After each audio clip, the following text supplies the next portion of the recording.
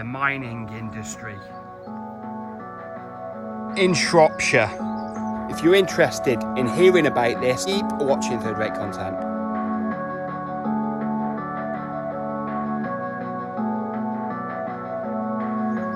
So welcome back to Third Rate Content. Today we're once again in South Shropshire and we are at Snailbeach. It isn't anywhere near the sea. It's landlocked just like the rest of Shropshire, and I haven't seen any snails yet. But Snailbeach is known for its mining industry, which ran from the Roman times right up to the 1950s in various forms. Stories of mining, rural mining, and some folklore. So buckle up and I'll see you out here. Snailbeach was a village built for miners and workers for the local lead mines, which we're at now. The mines here have been around since Roman times, and the mine was owned by the Snailbeach Mining Company.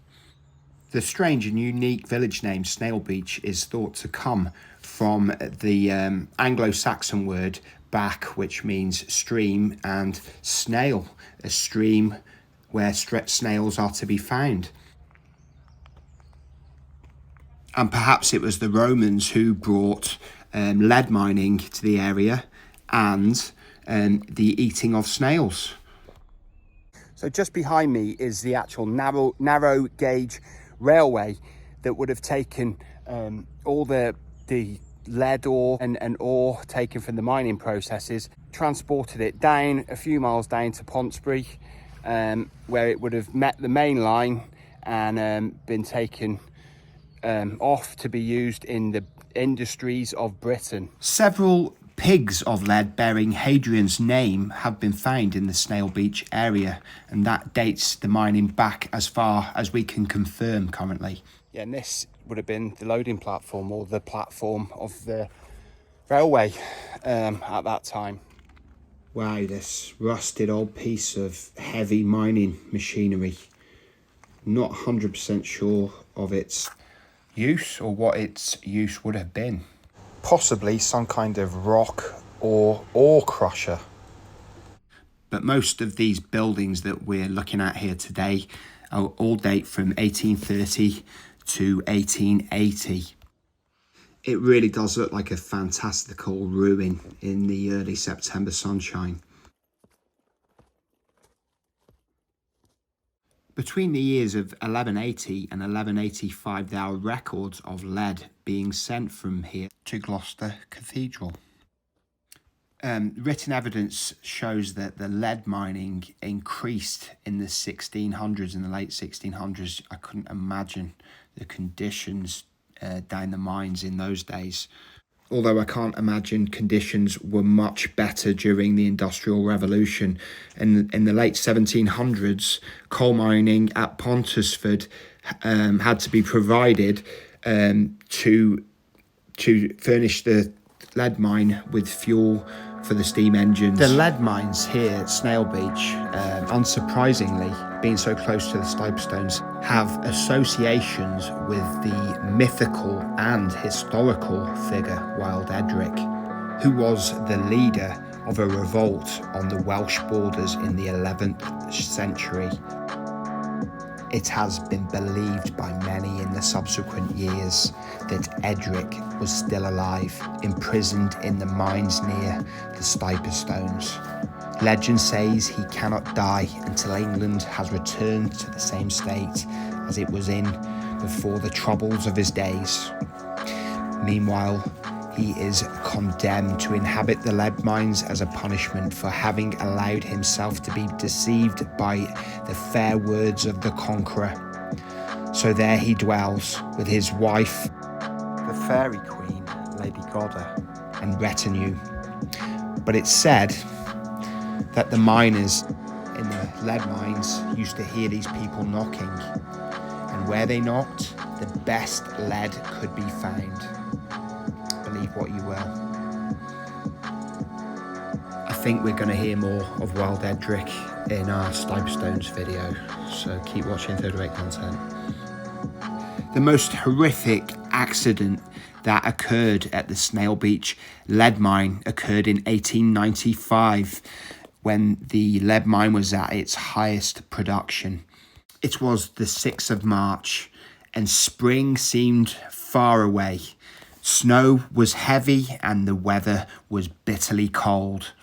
The severe snowstorms, gales, and heavy frosts made it hard for the miners to work above ground and even get to work through the heavy drifts of snow. Shifts started at 6 a.m. and it can hardly be imagined the harshness of this environment when we're here on a very balmy early September day. But work they did. After having trudged from the surrounding villages, sometimes miles through the snow and ice, then plunged hundreds of feet under the ground. These are extremes, all taken in a day's work for these miners. And upon arriving at work, they'd take off their snow clothes and put on their rough, reinforced, homemade often, clothes for work down the mines. They had reinforced hats, homemade reinforced hats with pieces of clay stuck on the front that they put a candle to light their way down these dark and dank mine shafts. Snailbeach's mine shaft went down 750 feet. The mine operated a cage system using a double pulley principle, so that as one cage descended, the other ascended. A steel rope was fixed to the top from the cage, was suspended, and it was controlled from the engine house. A cage full of men had already descended into the pit that morning, and as the others waited for the cage to come up to take them to meet their colleagues at the bottom, they had no indication of the horror that was about to occur. 7 men were supposed to descend in the cage, although one of them inexplicably had gone back to the blacksmith to get some drills that needed sharpening. This was one Will Lewis, and his father, George Lewis, was tragically on the lift. The 6 colleagues started their descent in the cage lift. George Williams, the engine driver, started to lower the cage. Suddenly, the steel rope snapped and the lift fell like a stone more than 250 yards to the bottom of the shaft. The 7 foot 6 inches high steel cage which had been carrying the miners had been crushed to no more than 18 inches, and the mangled bodies inside had been reduced to pulp. It was something that the toughened miners would never get out of their minds. And young Will Lewis, who had just come back from the blacksmith shop in time to see the rope, the iron rope, snap. He saw the rope whip up from the mine shaft and almost decapitate the engineer George Williams. It narrowly missed him. So there was tragedy, but also luck on that day. Just got this very narrow passage just below one of the main chimney stacks, and I just wonder if it's there's a service hatch here. I wonder if it's for clearing out debris from the many fires they had here.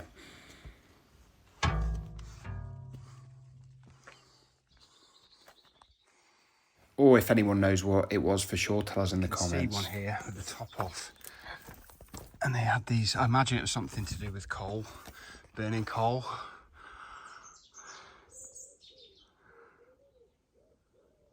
Going off the mine subject, look at this lovely Citroen vintage car, just parked here. But I don't know anything about classic French cars other than it looks nice. But it wasn't quite late into the 20th century that this whole area was riddled with mine shafts, derelict workings and many other dangers, and very much something that Hazel Woodus would have been worried about and gone to earth. But But it was a lot later that everything was made safe. All the mine shafts that cover this area, not just Snailbeach, everywhere around it. So it's a lot better and a lot you can sleep easier knowing that most of them have been, well, virtually all of them have been sealed up now. But I wonder, is there any still out there dangerous mine shafts? Hopefully we don't find out. Pipes and chimneys seem to be sticking out from all over. They've definitely given up smoking for good. The gates open, it looks inviting, but you're not going to be getting me down there. Though I'm quite happy to point my camera in that direction. Obviously, there's no photo opportunities in that standard of light. That's my excuse. What once was a hive of industry now lies silent, other than bird song and the sound of insects. But the ore that was extracted here helped power a whole age, an age of industry. And now these buildings are just ruins and shadows of a bygone age.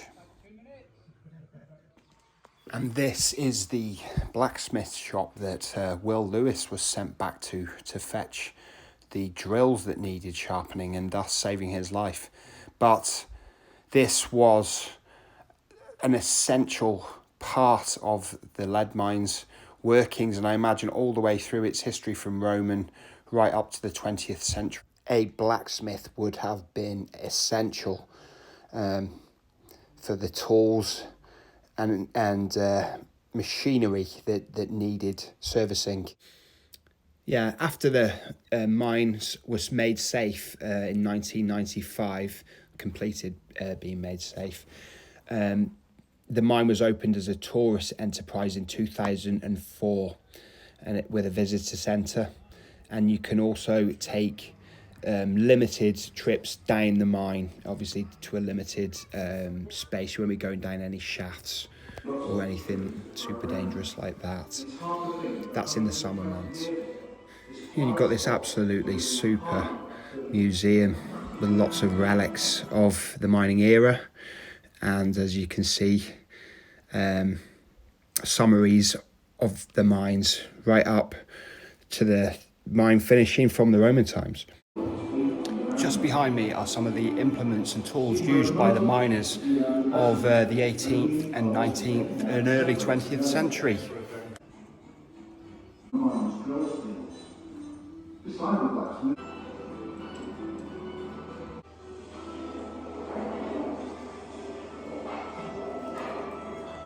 Shropshire, largely a rural county, but it did have extensive coalfields in Coalbrookdale during the Industrial Revolution.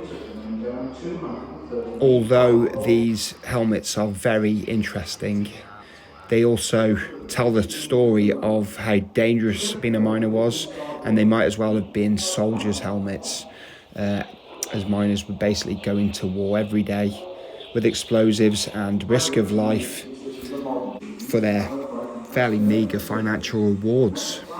Obviously, mining has got safer through the ages, and there isn't actually much large-scale mining in the UK today in the 21st century, but it is still an incredibly hazardous occupation. And this 20th century photograph really does illustrate how busy it was up here. Yeah, hearing about the tough times of miners really always gets to me, because my relatives were colliers in South Lancashire. So hearing about all the hard times, like I say, it has some sort of folk memory for me, because quite a lot of my family died down the pits in Goulburn and surrounding area. So the miners here in Snailbeach, I'm sure their lives were no easier.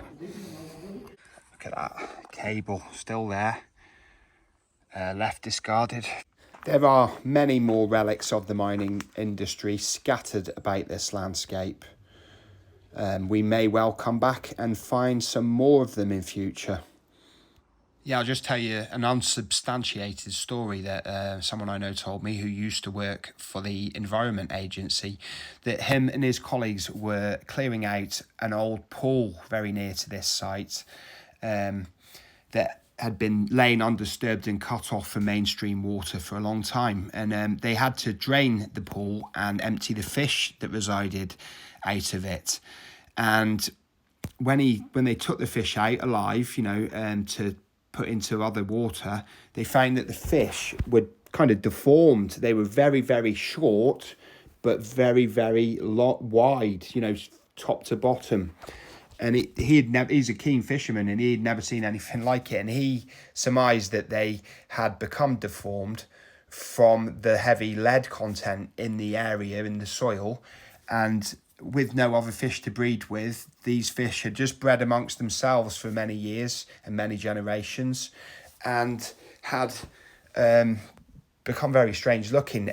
But the end of the story was they introduced the fish into other water sources, and the fish bred incredibly well other pools. And now, I think Radbrook, there was one pool that he mentioned that they'd been introduced to. There are many fish that all look very short and stumpy and very, very wide, and they're all carp. So yeah, that's the story. Yeah, this definitely looks like it led somewhere at some point a long time ago. But then everywhere led somewhere in a lead mine. Haha. So would this have been a shaft that's been filled in? Quite possibly. And it's been really filled in. I believe this station and the train track and the railway down to Ponsbury was used as late as 1995. But if I'm wrong, tell me in the comments, please.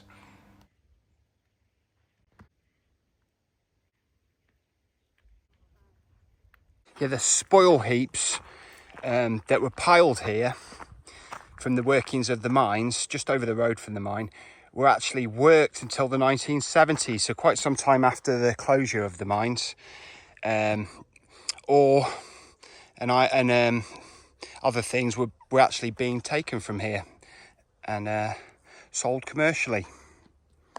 Yeah, we're just taking the extended walk much further than I thought up to Lord's Hill Chapel. I'm just taking a moment to revel in the beautiful September sunshine and the mythical style countryside.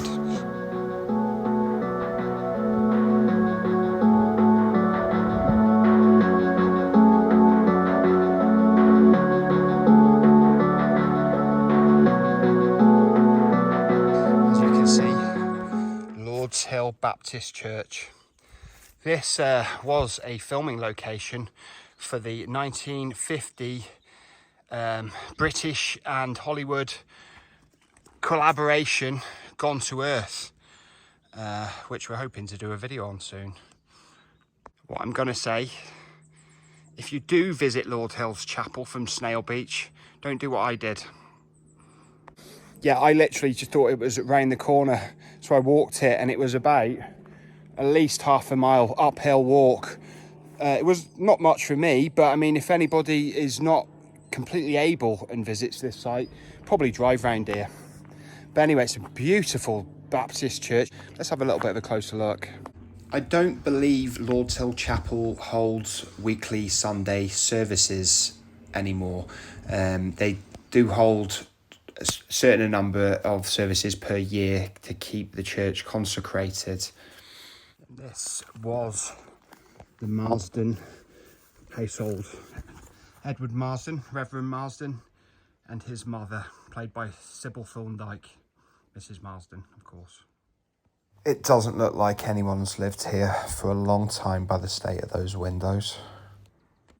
I'm sure one day this house will see glory again, but it's got a kind of charm now anyway. It's accessibility problems. You can see why the church is shut. I mean, I can't imagine many people visit here on Sundays for church, but it's a very interesting place to visit. But if anyone wants to get ahead of the game and watch Gone to Earth. It's in colour and it's free to watch on YouTube. I will leave a link to it in the description box, because for any lover of the British countryside, it's unmissable. The cinematography is fantastic, and it just has works on so many levels. Other than the romance, this sort of melodramatic romance, there's a lot more going on under the surface. It's well worth watching at the least. The chapel would have been mostly used by miners in the 19th century, and obviously with there being no mining here anymore, the population has decreased and there is nobody to attend the church. And it's a completely different age that we are living in now.